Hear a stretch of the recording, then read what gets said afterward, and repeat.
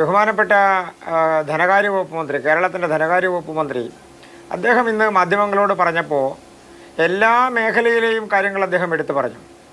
അദ്ദേഹം പ്രധാനമായും പറഞ്ഞത് കേരളം ആവശ്യപ്പെട്ട കാര്യങ്ങളൊന്നും ബജറ്റിൽ തന്നിട്ടില്ല എന്നുള്ളതാണ്. ഇത് കേരളത്തിൻ്റെ ബജറ്റല്ല എന്നും രാജ്യത്തിൻ്റെ ബജറ്റാണെന്ന് മനസ്സിലാക്കണ്ടേ? അപ്പോൾ സംസ്ഥാനത്തിൻ്റെ ബജറ്റ് അവതരിപ്പിച്ചതുപോലെയാണ് ധനകാര്യ വകുപ്പ് മന്ത്രി പത്രസമ്മേളനം നടത്തി കാര്യങ്ങൾ വിശദീകരിക്കുന്നത്. കേന്ദ്ര ഗവൺമെന്റ് പുതിയ വിശദീകരണമാണല്ലോ ശ്രീ കൃഷ്ണദാസ്. അപ്പോ സംസ്ഥാനത്തിന്റെ ബജറ്റിൽ നിന്നേ സംസ്ഥാനത്തിന് എന്തെങ്കിലും കിട്ടുകയുള്ളൂ, കേന്ദ്ര ബജറ്റിൽ നിന്ന് സംസ്ഥാനം അങ്ങനെ പ്രതീക്ഷിക്കാൻ പോലും പാടില്ല എന്നാണോ? അങ്ങനെയല്ല.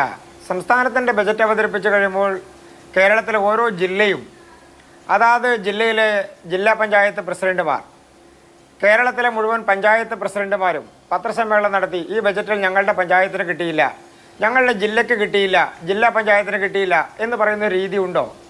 ഞാൻ കണ്ടിട്ടില്ല. ഉണ്ടെങ്കിൽ നമുക്കത് പരിശോധിക്കാം, തിരുത്താം. നമ്മുടെ രാജ്യത്തിൻ്റെ ബജറ്റ് അവതരിപ്പിക്കുമ്പോൾ നമുക്ക് പൊതുവായി കിട്ടുന്നതോ കിട്ടാത്തതോ ആയിട്ടുള്ള കാര്യങ്ങളെ സംബന്ധിച്ച് സൂചിപ്പിക്കുന്നതിൽ തെറ്റില്ല. പക്ഷേ നിരാശാജനകം എന്ന് പറയുമ്പോൾ ഈ രാജ്യത്തെ സാധാരണക്കാരായിട്ടുള്ള ജനങ്ങൾ അവർ തെറ്റിദ്ധരിക്കും. സംസ്ഥാനത്തിന് എന്തോ വലിയത് കിട്ടാനുണ്ടായിരുന്നു, അത് കിട്ടിയില്ല എന്ന് ധരിക്കും. രാജ്യത്തെ മുഴുവൻ സംസ്ഥാനങ്ങൾക്കും അവരുടെ സമ്പത്തിൻ്റെ വിഭവത്തിൻ്റെയും വിതരണത്തിൻ്റെയും അടിസ്ഥാനത്തിൽ സമഗ്രമായി കണ്ടുകൊണ്ടല്ലേ രാജ്യത്തെ പാർലമെൻറ്റിൽ രാജ്യത്തിൻ്റെ ബജറ്റ് അവതരിപ്പിക്കുന്നത്. നമ്മുടെ സംസ്ഥാനത്തിന് മാത്രമായി എന്തെങ്കിലും ഒരു പാക്കേജ് പ്രഖ്യാപിക്കുക എന്നുള്ളത് ഏതെങ്കിലും ഒരു കാലഘട്ടത്തിൽ ഉണ്ടായിട്ടുണ്ടോ എന്ന് എനിക്കറിയില്ല. അതിനുദാഹരണം ബഹുമാനപ്പെട്ട മുഖ്യമന്ത്രി അടക്കമുള്ള ആളുകൾ പിന്തുണച്ചിരുന്നൊരു സർക്കാർ 2014 വരെ 10 വർഷക്കാലം ഈ രാജ്യം ഭരിച്ചിരുന്നു. 2004 മുതൽ ആ കാലഘട്ടത്തിൽ കേരളത്തിൽ നിന്ന് 8 or 9 മന്ത്രിമാർ പല ഘട്ടങ്ങളിലായി ഉണ്ടായിരുന്നു, കേന്ദ്ര ക്യാബിനറ്റ് മന്ത്രിമാരടക്കം. കേരളത്തിന് എന്താ കിട്ടിയിട്ടുള്ളത്?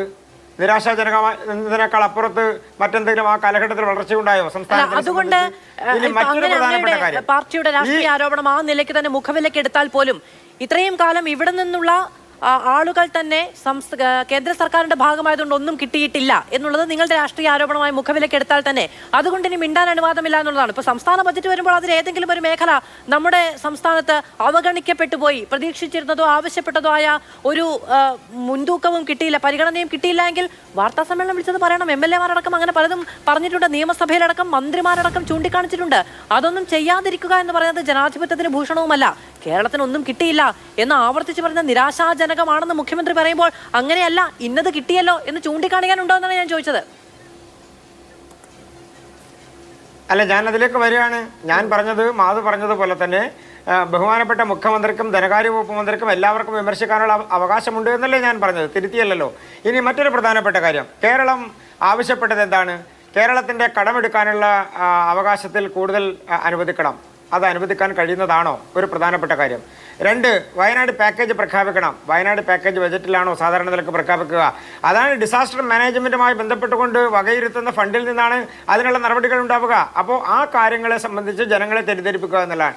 കേരളം അടക്കമുള്ള സംസ്ഥാനങ്ങൾക്ക് മുഴുവൻ ആളുകൾക്കും ബെനിഫിഷ്യൽ ആകുന്ന തരത്തിലല്ലേ ഈ ബജറ്റിൽ എല്ലാ വിഭാഗം ആളുകളെയും ഉൾപ്പെടുത്തിക്കൊണ്ടുള്ള ബജറ്റിലേ വന്നത്. 12 ലക്ഷത്തോളം രൂപയുടെ ടാക്സ് ഇനത്തിൽ പ്രഖ്യാപിച്ചിട്ടുള്ള ഇളവ് എല്ലാവരും ചർച്ച ചെയ്തുകൊണ്ടിരിക്കുന്ന വിഷയമല്ലേ. രാജ്യത്തെ അഗ്രികൾച്ചറൽ ഡെവലപ്മെൻറ്റിൻ്റെ ഭാഗമായി വകയിരുത്തിയിട്ടുള്ള ഫണ്ട് അതെവിടെയൊക്കെയാണ് വരുന്നത്? എല്ലാ സംസ്ഥാനങ്ങൾക്കും അതിന്റെ ഭാഗമായിട്ട് വരികയാണ്. റൂറൽ ഡെവലപ്മെന്റുമായി ബന്ധപ്പെട്ടുകൊണ്ട് രാജ്യത്തെ IIT-കളും രാജ്യത്തെ മെഡിക്കൽ കോളേജുകളുമായി ബന്ധപ്പെട്ടുകൊണ്ട് വിദ്യാഭ്യാസ മേഖലയിൽ വരുന്ന മാറ്റങ്ങൾ ഇത് ഒരു സംസ്ഥാനത്തിന് മാത്രമല്ല മാധു, അങ്ങനെ നൽകുന്നുണ്ടായിരുന്നു. ഈ പറയുന്ന ടാക്സിലടക്കം വാണിജ്യ മേഖലയിലടക്കം കാർഷിക മേഖലയിലടക്കം ഇന്ത്യയിൽ ജീവിക്കുന്ന ആളുകൾ തന്നെയല്ലേ കേരളത്തിലും ജീവിക്കുന്നത്. പൊതുവായുള്ള ഗുണഫലങ്ങൾ അവർക്കും കിട്ടുകയില്ലേ എന്നൊരു വിശദീകരണം. പൊതുവായേ ഉള്ളൂ, കേരളത്തിന്റെ പ്രത്യേകമായ ഒരാവശ്യവും ഉന്നയിച്ചതായ ഒരു കാര്യവും അനുവദിക്കപ്പെട്ടു എന്ന കാര്യം തന്നെ 3 തവണ അങ്ങയോട് ചോദിച്ചു. 3 തവണ അങ്ങയോട് ഞാനത് ചോദിച്ചു. ഇന്നത് കേരളത്തിന് കിട്ടിയെന്ന് പറയാനുണ്ടോ?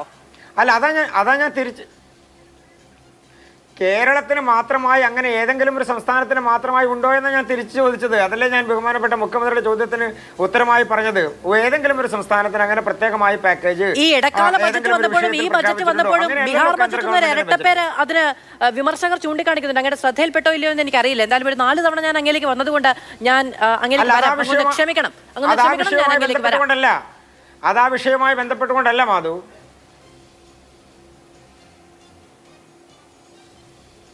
അത് ഒരു മഖാനയുടെ ഒരു ബോർഡ് രൂപീകരിക്കുന്നതിനെ കുറിച്ചാണ് ഇവരെല്ലാം ഈ പറയുന്നത്. കേരളത്തിൽ 4 കേന്ദ്ര ബോർഡുകളുണ്ടല്ലോ സ്പൈസസ് ബോർഡിനെ സംബന്ധിച്ച്. കോക്കനട്ട് ഡെവലപ്മെന്റ് ബോർഡ്, കയർ ബോർഡ്, റബ്ബർ ബോർഡ്, പ്രത്യേക പാക്കേജ് അടക്കം കഴിഞ്ഞ ബജറ്റിലൊക്കെ പ്രഖ്യാപിച്ച സമയത്ത് ബീഹാർ എന്നൊരു സംസ്ഥാനത്തിന്റെ പേര് മാത്രം എടുത്തു പറഞ്ഞപ്പോൾ ഇന്നിപ്പോ മധുബനി പ്രിന്റ് സാരി അടക്കം ഉടുത്തു വന്നാണ് നമ്മുടെ സാമ്പത്തിക മന്ത്രി, നമ്മുടെ ഫിനാൻസ് മിനിസ്റ്റർ ഈ പ്രഖ്യാപനങ്ങളൊക്കെ നടത്തിയത്. അപ്പോ അതിലൊരു പ്രത്യേക കാഴ്ചപ്പാടും ഒക്കെ ഉണ്ട് എന്നുള്ളത് വ്യക്തമല്ലേ? ഞങ്ങൾ നിങ്ങളുടെ ഒപ്പമുണ്ടെന്ന് തിരഞ്ഞെടുപ്പ് നടക്കാൻ പോകുന്ന ഒരു സംസ്ഥാനത്തോടുള്ള തുറന്ന പ്രഖ്യാപനം കൂടിയാണ് എന്ന് മനസ്സിലാക്കേണ്ടി വരും എന്നുള്ളതാണ് പറഞ്ഞത്. ഞാനെങ്കിലേക്ക് വരാം, അങ്ങൊന്ന് ക്ഷമിക്കൂ, ഞാനെങ്കിലേക്ക് വരാം.